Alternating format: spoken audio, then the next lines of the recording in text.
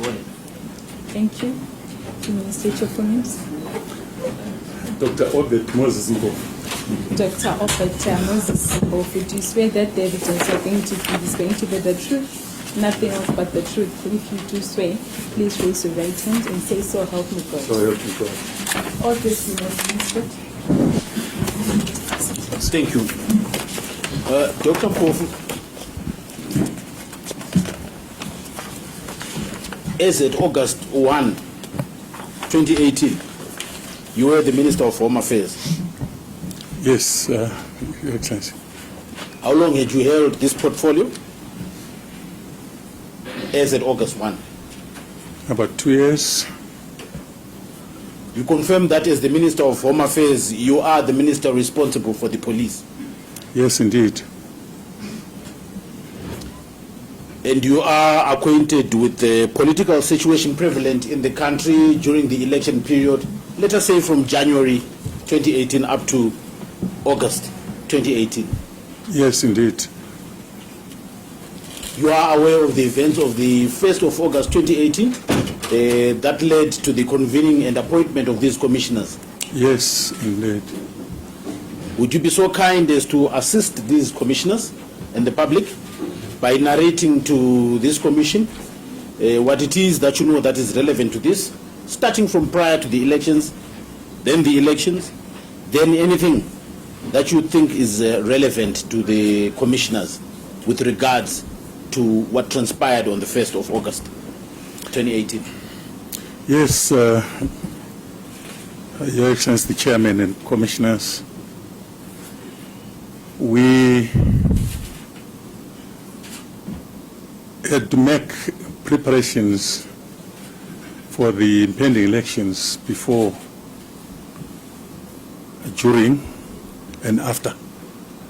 But we were faced with a situation where polling stations required the services of the police, drawing quite a number of our officers to the voting stations, remaining with quite a small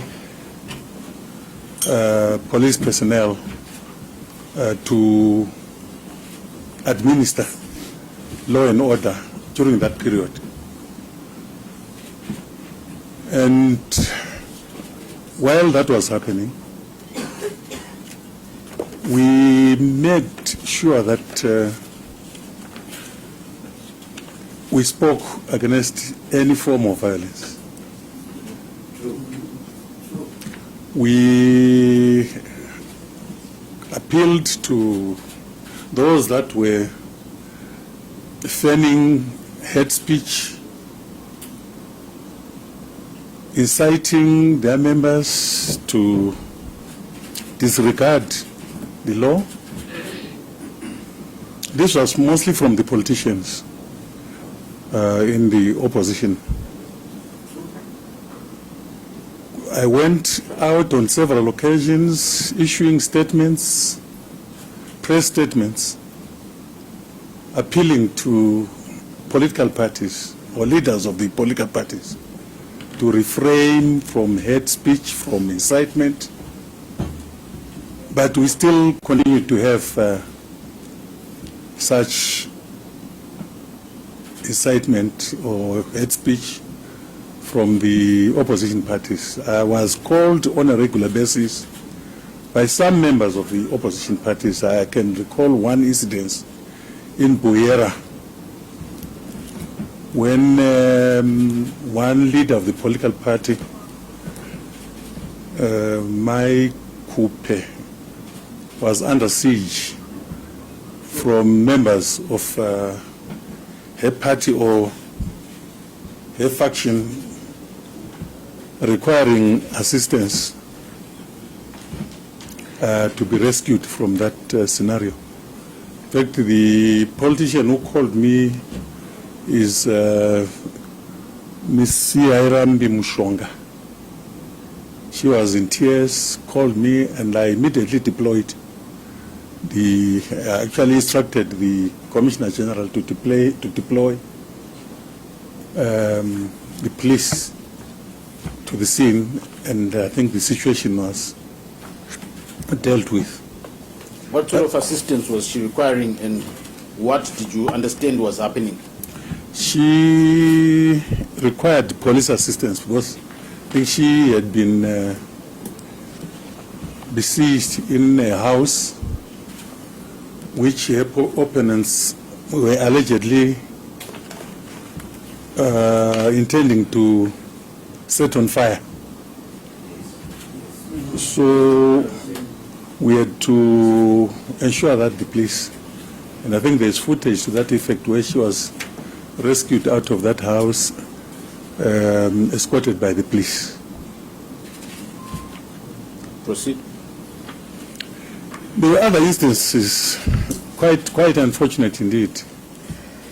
I am the Secretary General of the ruling party. We, other than talking about peace, appealing to colleagues in the opposition to exercise restraint on issues of political nature, we came up with a committee, the Interparty Liaison Committee, which should have been coordinated by the Secretary Generals of the party, of the parties. I assigned one of our top lawyers, Comrade Mangwana, to be a member of that committee, together with another lawyer from the party, Comrade Chasi, to ensure that parties continue to monitor their activities. Since His Excellency had assured the nation, the world, that he wanted to see, Zimbabwe wanted to see an election, a free and fair election,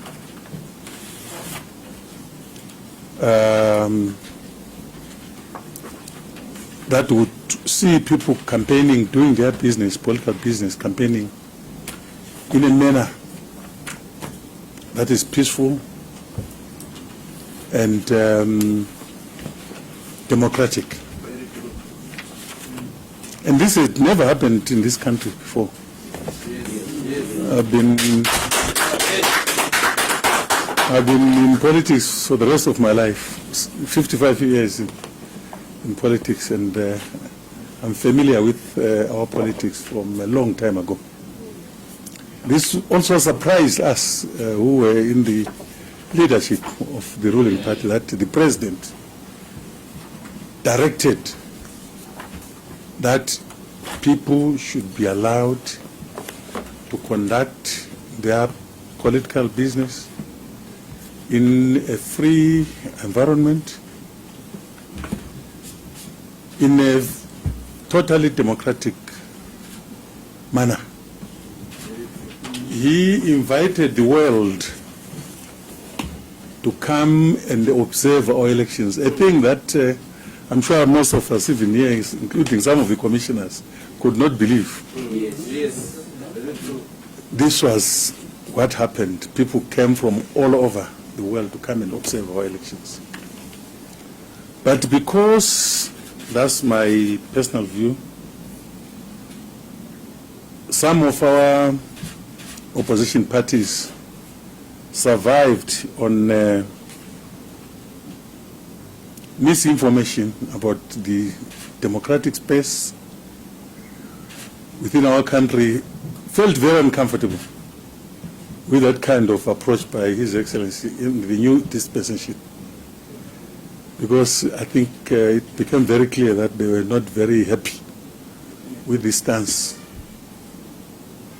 But that was the case. People came and observed our elections.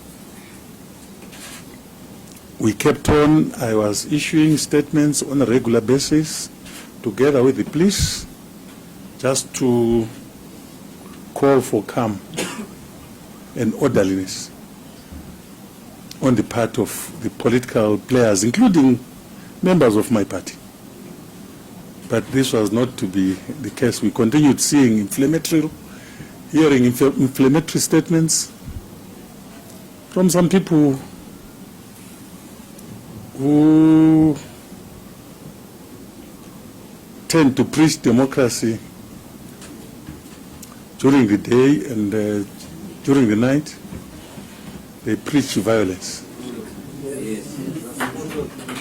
Now, the commission has had the opportunity to view a number of videos from pertaining to the pre-election era. I would like to refer you now to the events of the 1st of August 2018. What is your evidence pertaining to the events of that date?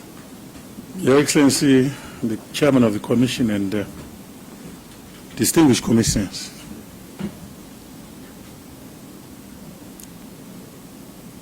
after we realized that there was a looming action by those that are prone to violence, just a few days before the elections, we started receiving quite a lot of information. Some documented, some of course through the intelligence, that certain actions were going to be taken by the opposition. I went on public through the media, both local and international. I remember I was invited by NCA of South Africa, but that press conference was addressed by, it was one of the press conferences, but it was attended by most colleagues from the media, both print and electronic, where we cautioned against violence and appealed for calm and orderliness during the period of the election. We, on our part, kept on being advised that some violent actions would be undertaken by the opposition party. To the extent that we received a request from the officer commanding in Harare here, I'm sure whose detail has been submitted to the esteemed commissioners, appealing for support in case the reported plans were consummated or were effected.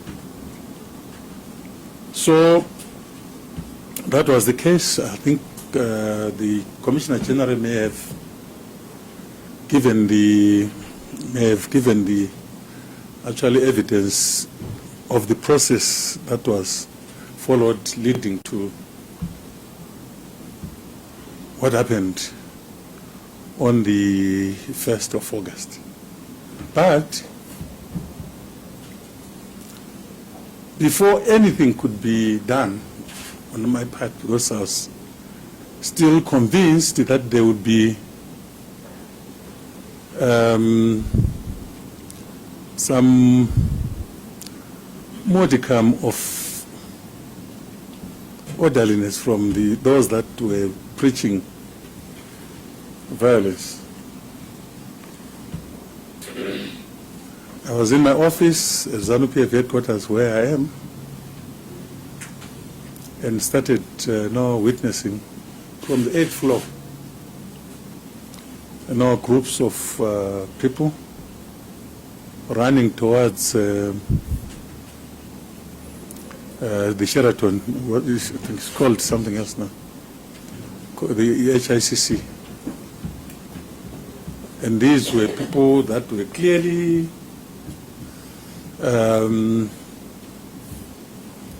sloganeering and making noise in support of Mr. Chamisa. And I said, look, let me perhaps call him. I'd never called him before. I think I had last spoken to him when we were in the inclusive government. I looked for his number until I got it, and I managed to get through to him. And for the benefit of these esteemed commissioners, through you, Mr. Chairman, I recorded the discussion. I recorded the discussion, as I always do with suspicious characters. For if it is okay with you, Your Excellencies, I have that recording. And it may be really depending on how you want to handle this, because that recording will give you the story, discussion that transpired between Mr. Chamisa and myself. It is available, and I can table it for consideration by this committee, where he admitted that he had lost elections and was trying to throw some aspersions on the role of the vice president. I said, no, our dialogue had nothing to do with the vice president. You are able to avail that recording to Secretariat so it can be forwarded? Certainly so. We have it is on my phone, and I'll avail it to this honorable commission, the Secretariat of the commission. Very well. We'll make arrangements for it to be forwarded to the commissioners. If you could then just bear with us after you have given your evidence, we can then send our technicians to retrieve it and forward it to the commissioners.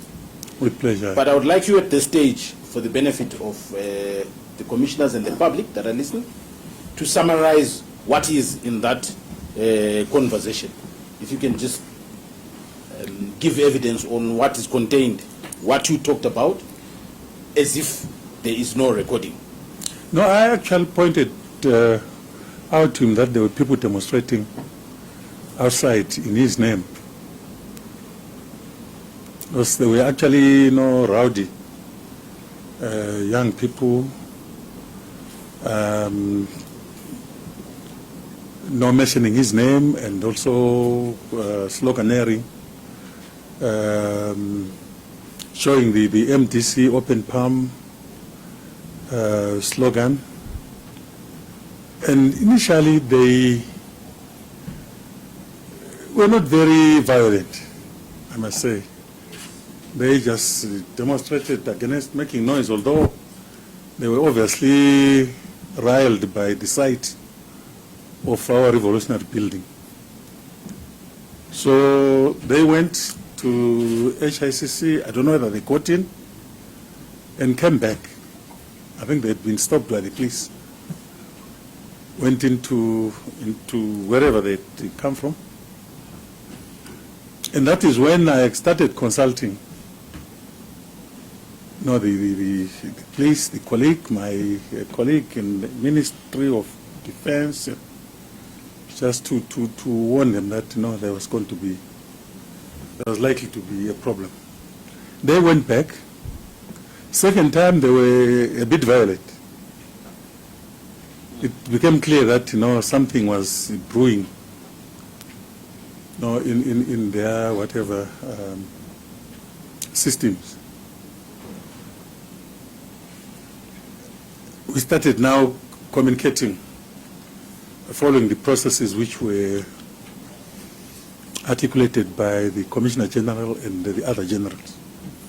It is then that I was in my office, we started now communicating with each other as to the request that had been made. I'd like to bring you back to the conversation, your conversation with Chamisa. Would you kindly tell the commissioners what it is that you discussed? Yes, I actually appealed to him to stop what his people were doing. I appealed to him. I don't usually appeal to people that I view as violent. I appealed to him. I said, no, Comrade Chamisa, called him Comrade, please stop what is happening out there. Please, we want this process, as we have always said, to be a free and fair process. A free and fair democratic process. And he, after trying to say a few things, as he likes talking, he ended up saying, no, but now, Minister, you're speaking like a lawyer. I said, no, this is not an issue that would require one to have a legal background. It's a question of orderliness, peace, and tranquility in an atmosphere of democracy. Now we discussed, it was not an acrimonious discussion, but a really official discussion, where he ended up saying that, no, look, I'll look into it and I'll come back to you. He didn't come back to me. What time of the day was it at that stage? It was around midday, when actually the group had gone back for the second time. But when they came for the third time, that's when people were trying to scan our walls, throwing some missiles into the yard, and I was getting reports that our provincial office had been run over. Yes. And people were hiding in toilets, and people had been beaten, the vehicles had been bent down. And now they were pulling down the banners that we had at the head office. Yes.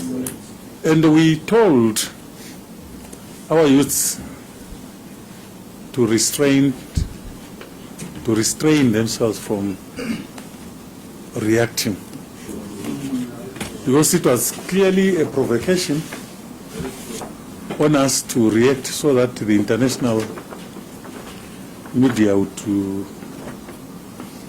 show us in bad faith. It's unfortunate, it's really unfortunate that this happened. We are a peaceful country, very peaceful. And my party, ZANU-PF, is the most disciplined party. Not in Zimbabwe alone, but in the world. Because we have got the personnel, we have got the people, we have got the wherewithal to deal with what we perceive to be an enemy. But we didn't see enemies. We thought we were looking at people who wanted to exercise their democratic right. And we're a national party. I come from 800 kilometers from this place, and I'm one of the top leaders of the party. But Kupe, who comes from more or less the same place that I come from, was thoroughly beaten up because she, to some detractors, she belonged to the wrong tribe. And I can assure you, no matter the rentings and the stage managed presentation to the Commission will not make Zimbabweans change their trust. I believe my party is going to rule for a long time.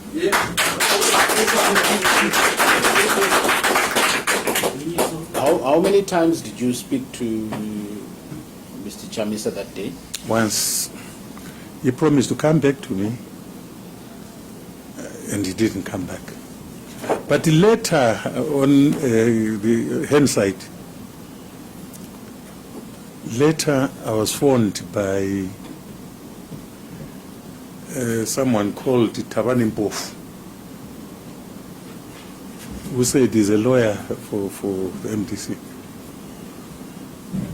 And I jokingly told him that, what kind of Mpofu are you who advise on such evil things? Because we are not a violent party.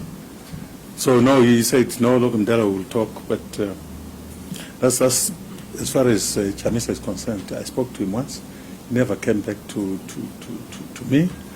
We sought permission from, I wrote to my counterpart, my colleague, about what we were requesting, and that process went up to the principal,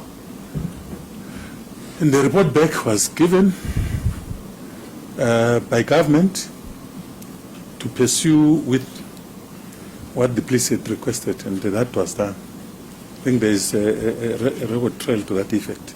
What is it that the police had requested? Requested support, including the military support, if need be. You were involved in that process? Yes, I was involved in that process. I wrote to the Minister of Defense, who also processed the process to the authorities, and a reply was given back to me, giving authority for that reinforcement, and I sent back that message to the Commissioner General.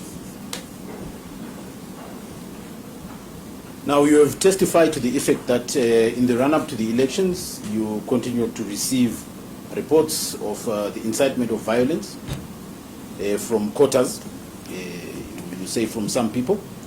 What action did you take as the Minister of Home Affairs in view of these threats of violence? What did you do as Minister of Home Affairs and as government?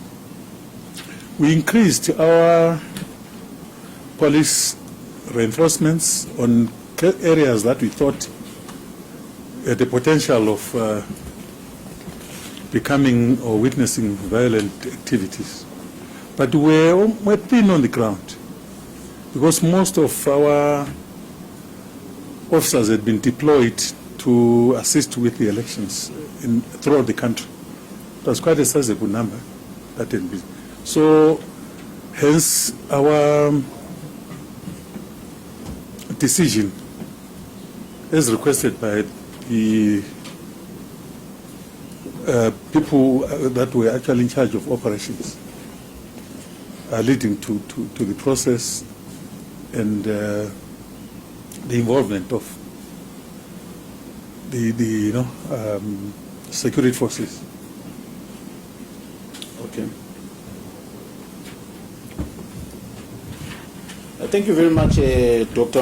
Obert Mpofu. I will now hand you over to the commissioners. They may have certain questions for you. They may want you to clarify anything on any subject that they so choose. Mr. Chairman, your witness. Thank you very much, Dr. Mpofu. I'll now ask if any of my colleagues has clarity-seeking questions.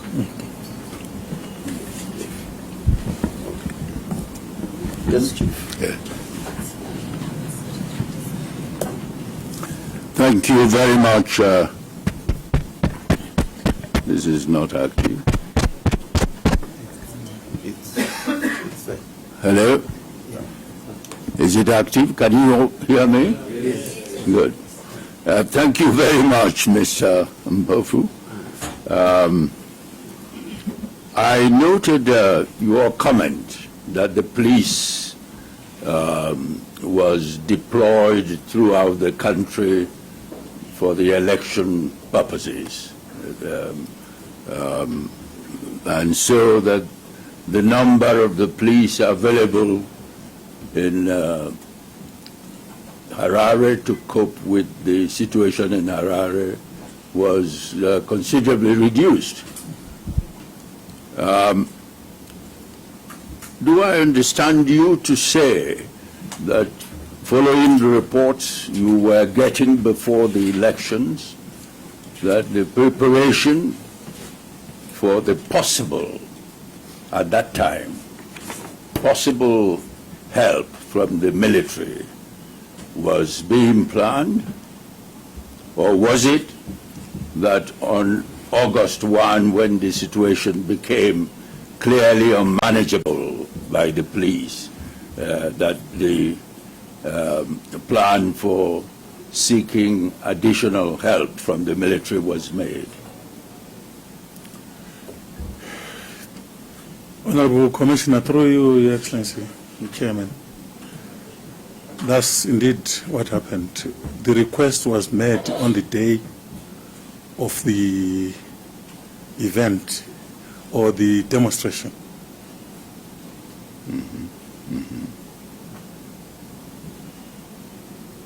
Thank you. That's all my question. Yes. Just to follow up on that, mine is just very legalistic. From what you are saying, I think we've had evidence before and also saw some documents. My understanding, you're saying that the compliance with the law went all through the way that you got a request from the Commissioner General, which you as Minister of Home Affairs processed and requested the Minister of Defense, who then went to requested the President to authorize the deployment. And the President authorized the deployment, and it came back via the Minister of Defense to yourself and then to the Commissioner. Is that correct? It is correct. Okay.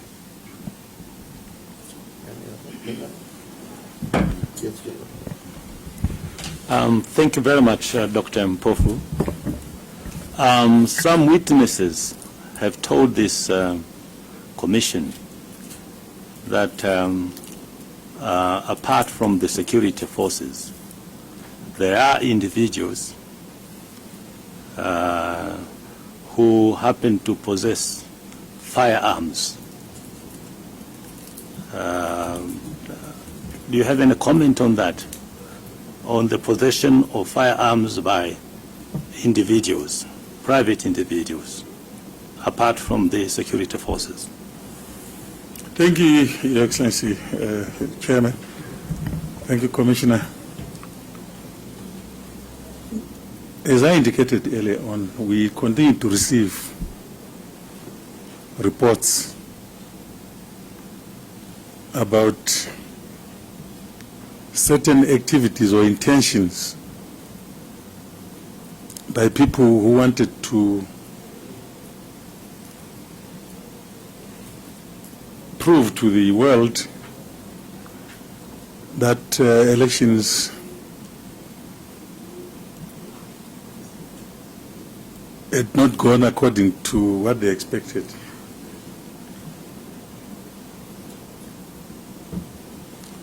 But before perhaps I comment further, what would motivate an organization to go on the street? And people can deny, look, you see, people, certain human beings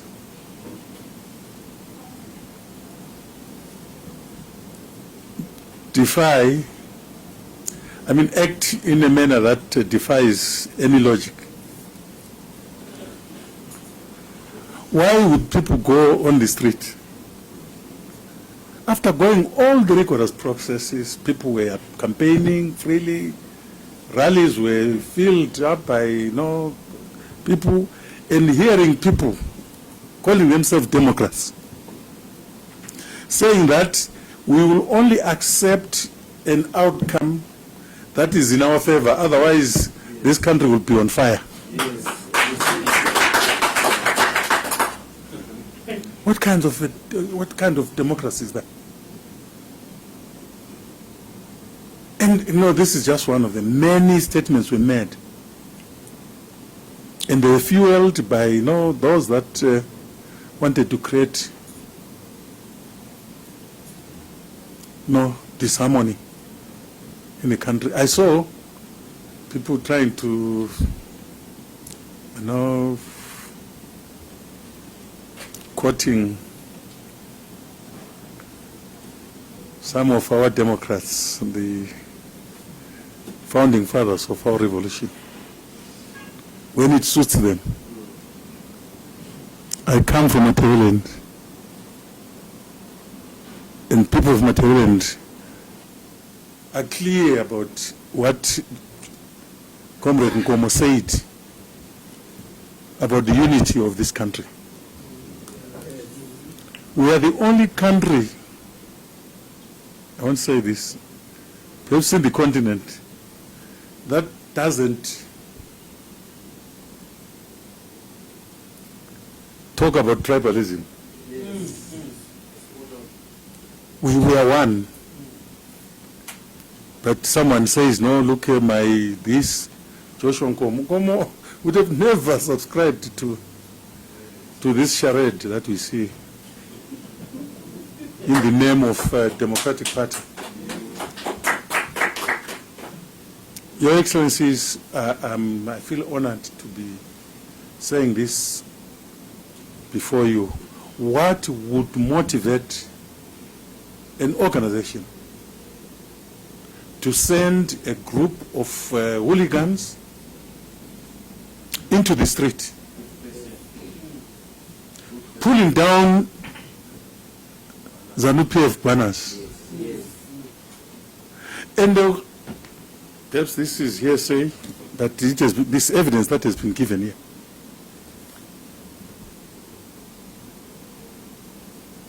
I'm a well-trained soldier in Tanzania.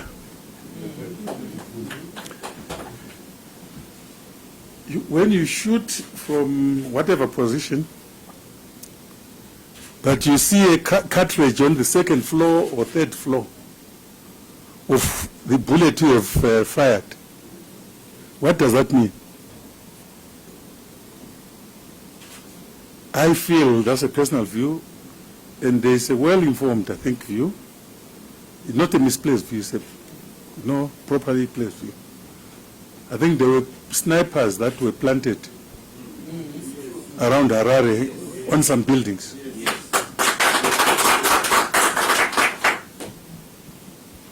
ZANU-PF will never do that. And the president will never condone that. So, somebody created a scene and directed that there should be some firing somewhere just to put government in bad light. And that's why you see the rantings and people trying to be cleverer than what they are on issues that revolve around treason. But you know, look, I think the Commission in its wisdom will deal with this issue. But I mean, those guys in the military are very clear. They've been sent all over the country, all over the world on peacekeeping missions. Why would they do a commendable job out there and come back and shoot their brothers and sisters? It's illogical. It's actually something that is difficult to believe. But look, I think we have got more evidence than I have, Chairman, to determine. We don't do those things.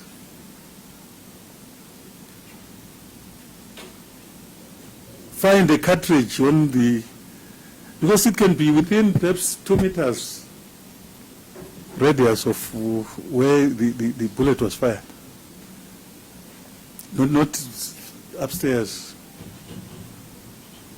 This is my view as a former Minister of Home Affairs. Thank you. Any, yes, Jerry. Okay. Thank you. I have Sorry, Chair. Can I just go and clear my nose? Just 1 minute. Okay.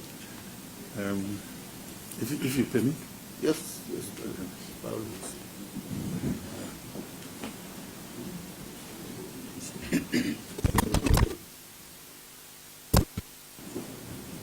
Yes, Jerry.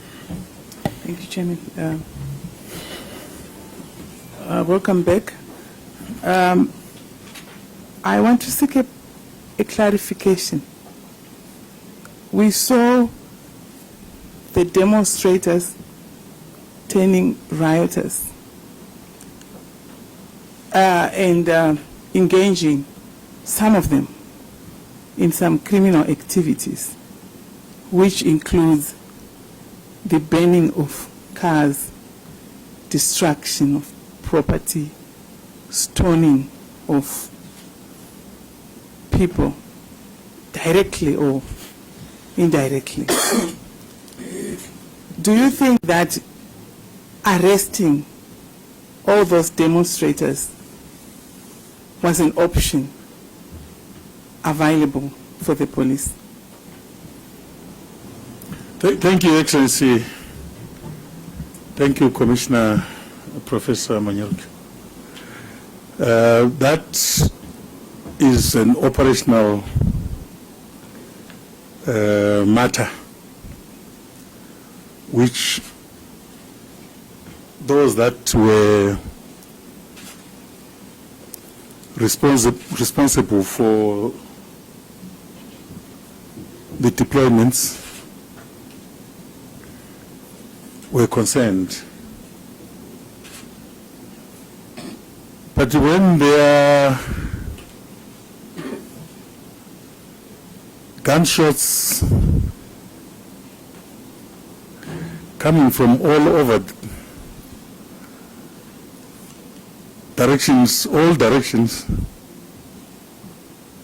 I was not there. I don't know, perhaps I would have handled it in a different manner, but I wouldn't want to comment on operational issues because they are really a responsibility of those that were conducting the operations. Thank you very much for that clarification. Thank you, Chairman.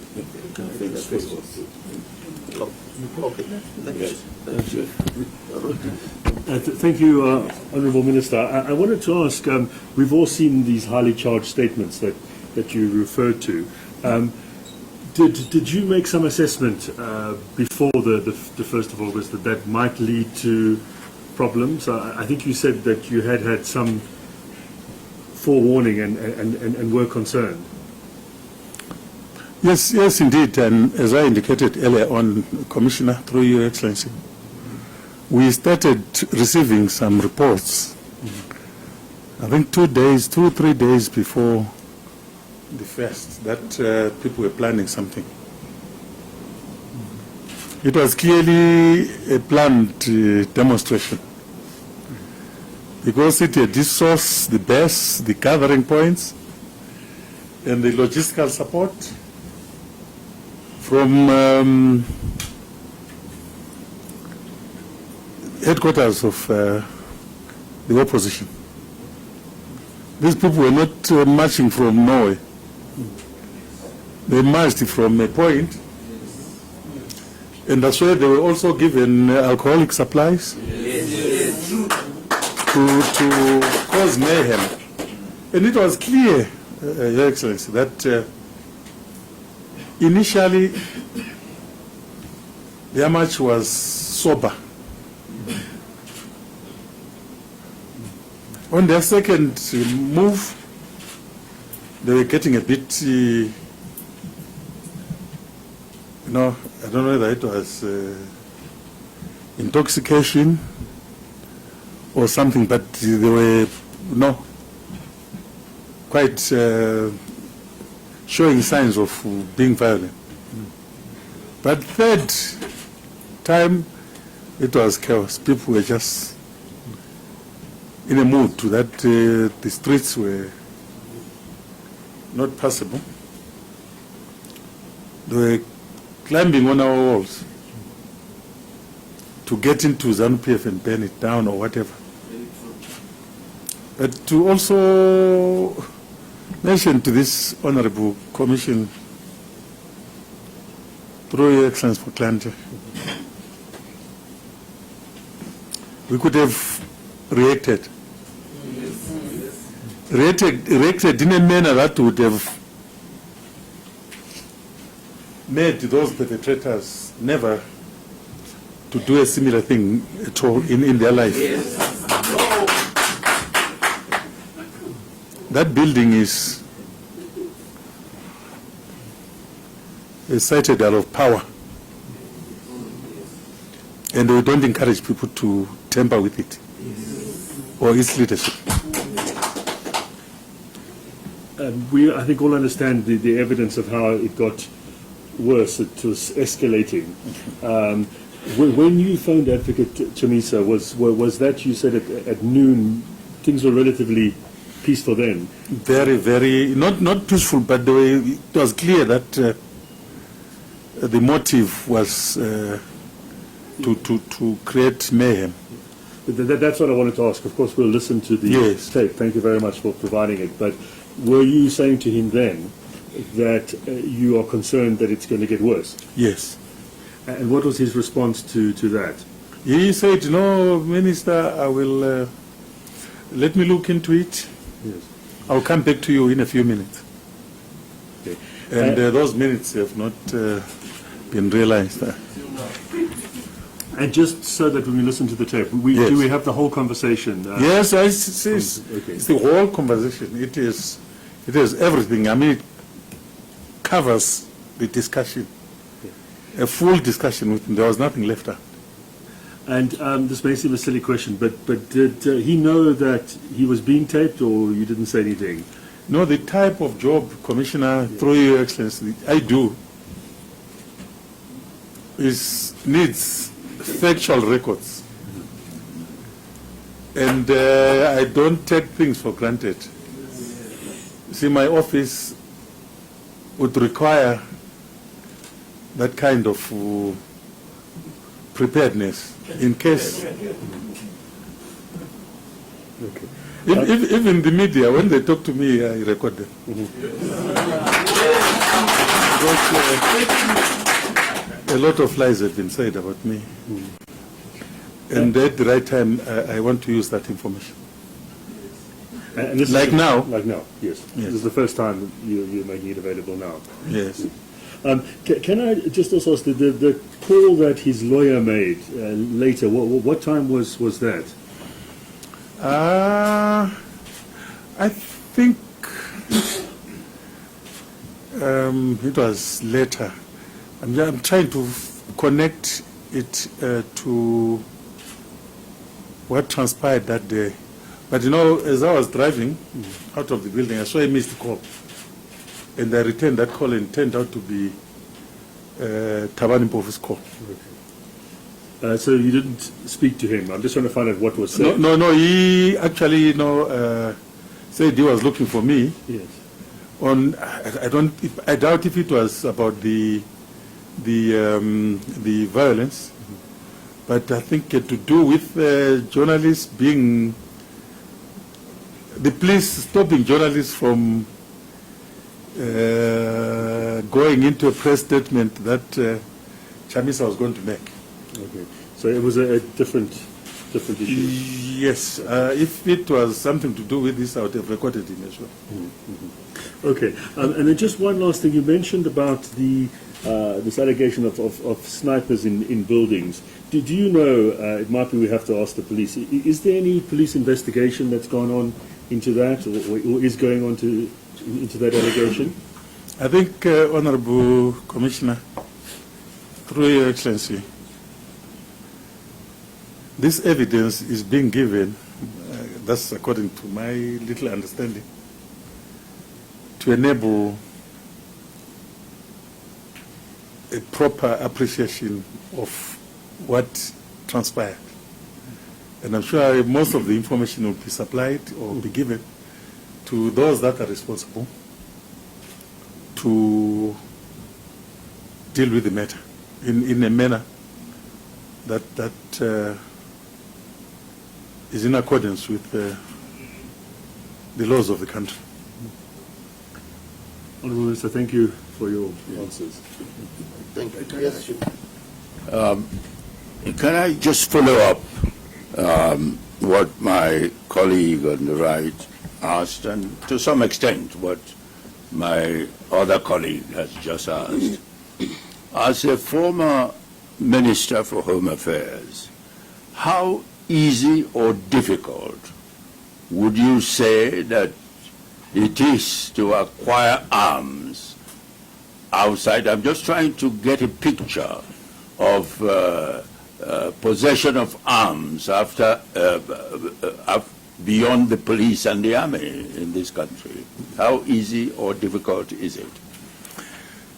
It is very difficult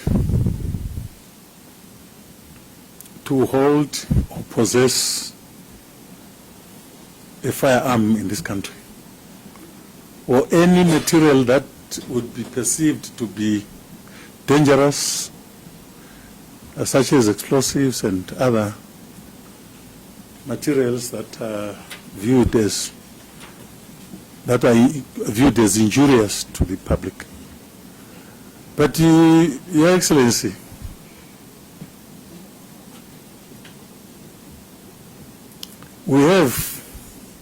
it's possible, I don't say it's possible that we have got elements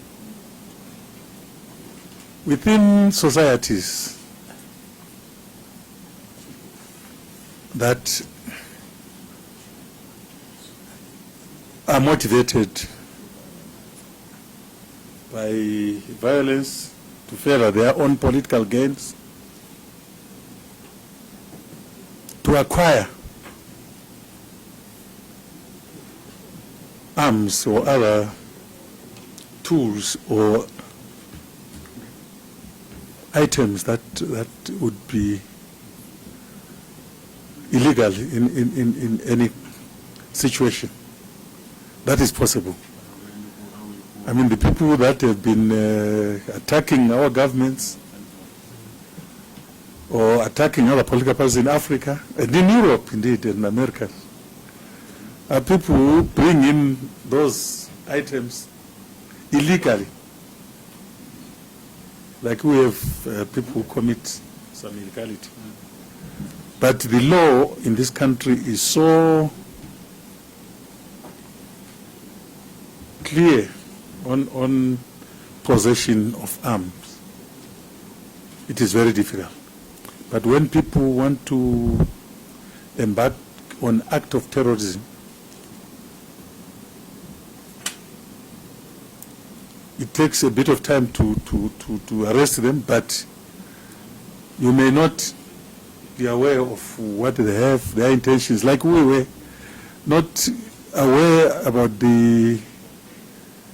that demonstration until it was done. So it's possible. So you weren't surprised that there were snipers, as you said? That was my conclusion. Because you could see, Your Excellency, the kind of daring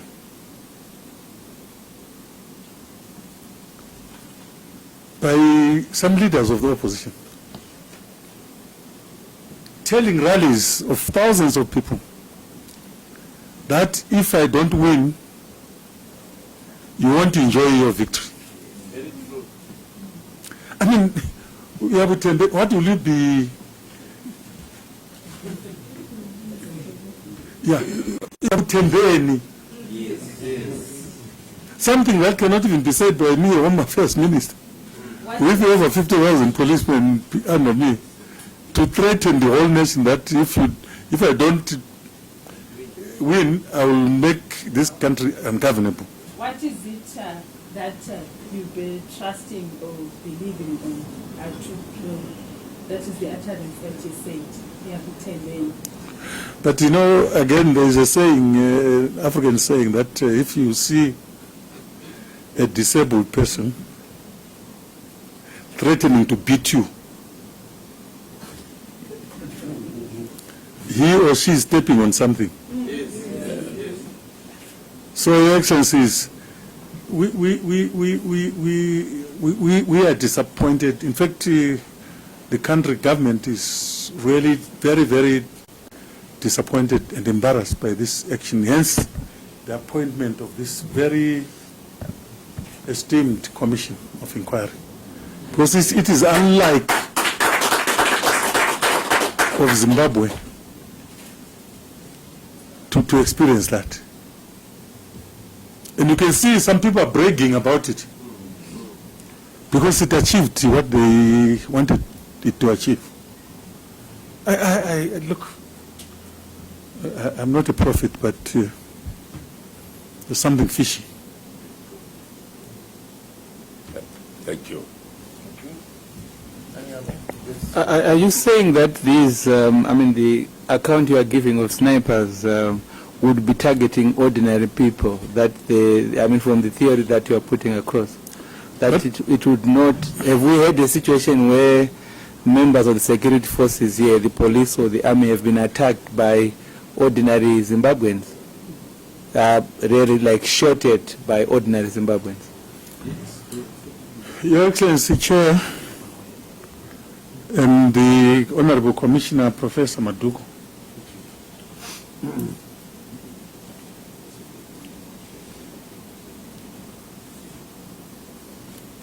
in military terms, in fact in guerrilla warfare, if one to hit the status quo, you must target civilians. I was a guerrilla myself for 15 years. You make the country ungovernable. You don't fight soldiers to take over, to win, to liberate your country. That's my humble conclusion, submission on such issues. Yes, because if, just to finish my professor, if the intention was to fight soldiers or to shoot at soldiers, perhaps there wouldn't have been this commission.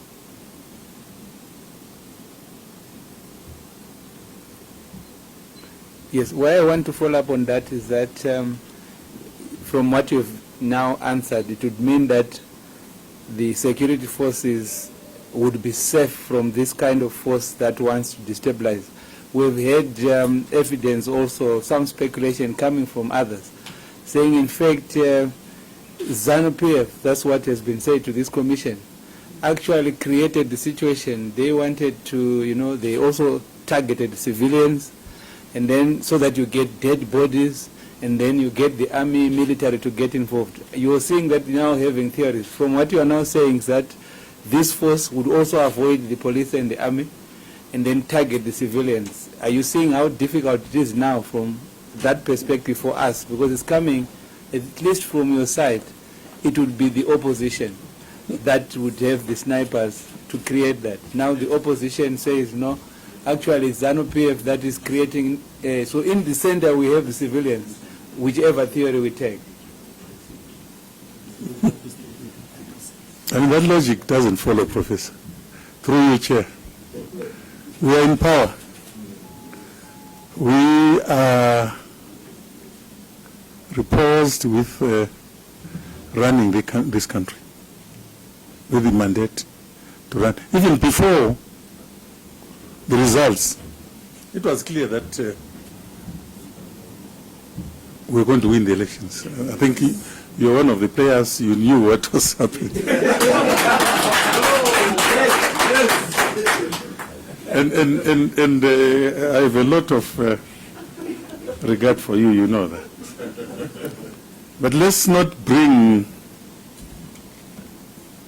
theories to reality. Why would ZANU-PF shoot people? To achieve what?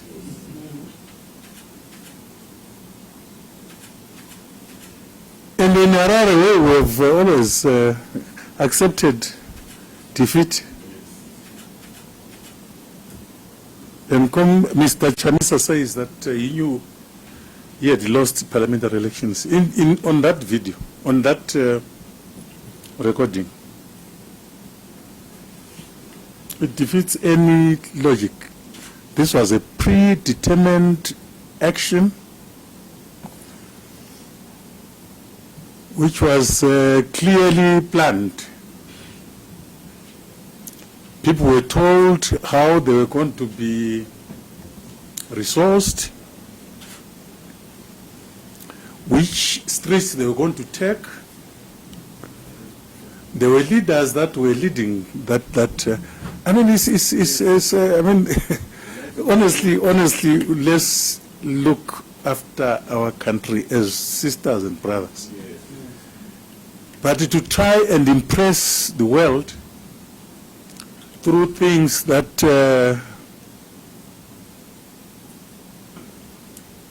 create the suffering of our people, that's not what we fought for. Why after 40 or 38 years would we start shooting at our people? Especially when the results are being counted.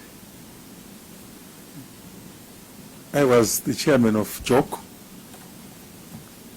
and the message at every meeting was that these elections should be peaceful. There shouldn't be any loss of blood. And this was from the generals. I think Dr. Mpofu just says I close on that. That's exactly where the problem is. For me, I think if I were to follow your words, why would we do it to achieve what? Yesterday, the testimonies we got, you may have been following. If you listened to Honorable Tendaibit, he exactly said that, gave a long history of the opposition movement in the country. And this message would actually end with the same words. Why would the opposition do that? What for? That's where the complexity, I hope you are appreciating that. I'm not saying you give an answer, but if you look at it, you have very good reasons for saying ZANU-PF cannot do it. And why would it do it? And then we got this long historical account showing, in fact, to use the words of Honorable Tendaibit, we are the victims and we can never do it. So what the commission has would be these two views. One that says ZANU can never do it. It's the ruling party. It wants to preserve the country. We are in opposition. We have been victims of violence for years. Why would we do it? That's where we are. And this is why I'm just putting it to you for you to realize the complexity of it. Thank you, Prof. Through you, Chair. What would they say?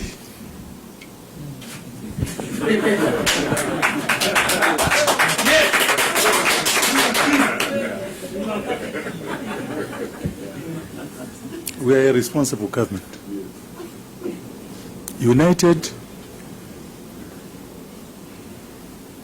by our leadership.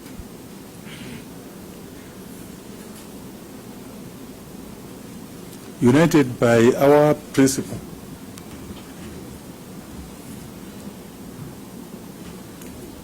United by our history. I listened to a lot of what was said yesterday. I think 90% of it, if I were a commissioner, but I don't hope I won't be one, only 10% was relevant to this, according to me.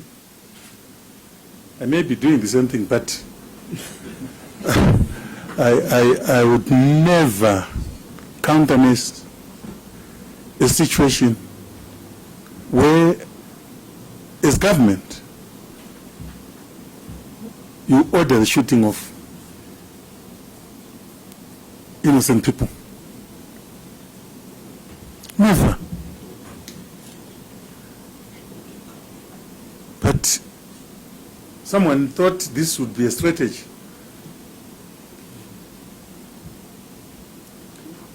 For them to convince the world.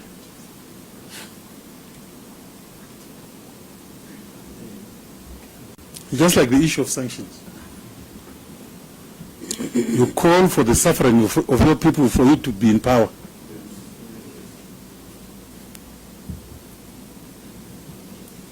I don't want to go into history.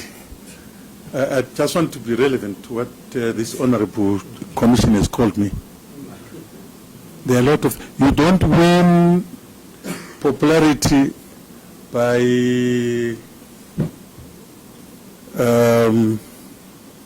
stage managing issues. We can give you all the history, all the background, but at the end of it, it will be the people of Zimbabwe to decide on how they want to manage themselves, with, of course, your assistance. I'm just emotional about it because innocent lives were lost. If there was never that demonstration, we wouldn't be sitting here. But the demonstration was created, planned, to do exactly what we are now, the outcome of which is what we are talking about now. We are not foolish. You see? We are not foolish. We respect the sanctity of humanity. Thank you.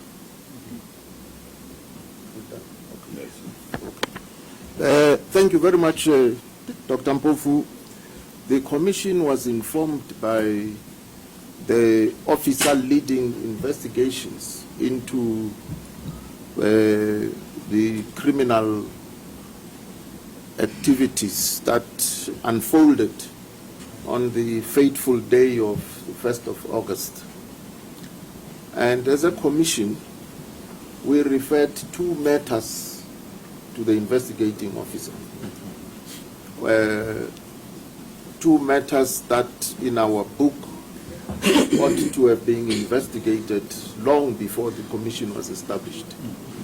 And we don't know what to do because we were then informed that 41 offenders had been apprehended and appeared in court. This leaves us with a difficulty because we've looked at the charge sheets and all of that. They don't actually help us as a commission. We would have loved to have sight of the police information with regards to precisely where each one of the fatalities happened, because of the 6, there are 2 that were actually dumped. One at Pararanyatua, and the other at there's a name that touches me, Pismas, at Pismas. Now, just to give you a sense of why we have these concerns, a police officer who is on duty at Pararanyatua on the mortuary side was called in when a group of people dumped a body, and they came in a vehicle that had bullet holes, including, from the account of the police officer, the radiator was also causing the engine to boil because it was a short end. And there was a lady passenger inside that vehicle with injuries, still bleeding. But this police officer could not give us the registration number of the vehicle. Instead, he told us about how these people were traumatized and they were crying and so on. I just find that very difficult to fathom, given the gravity of the situation. I thought I should share this with you so that perhaps you could, from your good offices, nudge them into action. Thank you. Thank you, Your Excellency. President, Commissioner Motlanthe.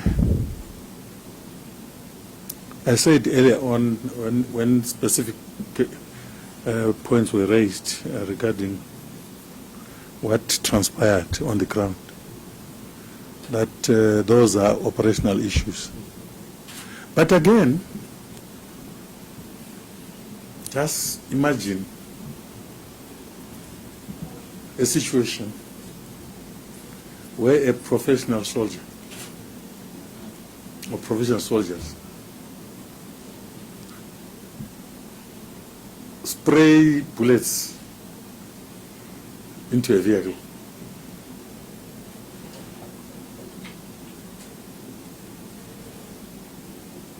And suddenly that vehicle is driven away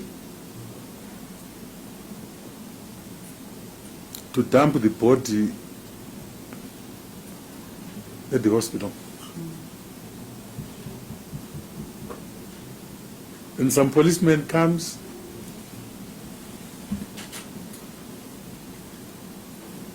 I'm just thinking aloud, but I think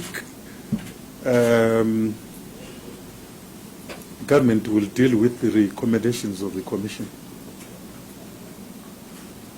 without fear or favor. That's why this is a public commission, and evidence is being given, and that will be taken. In Zimbabwe, once you murder, you get arrested. Not only murder, if you assault, grievous bodily harm, you get arrested. You even if you run away from Zimbabwe, we arrest you whenever you decide to come to Zimbabwe because you are a criminal. So I can assure Your Excellency that, and I'm speaking on authority as a Secretary General of ZANU-PF, as well as a former Minister of Home Affairs, any recommendation that will be given to the government, action will be taken. That I can assure you. Thank you, sir. Okay. Thank you very much. We have no further questions, but thank you for coming, and thank you very much also for sharing the recording with us. Thank you very much. You may step down, sir. Thank you, Excellency.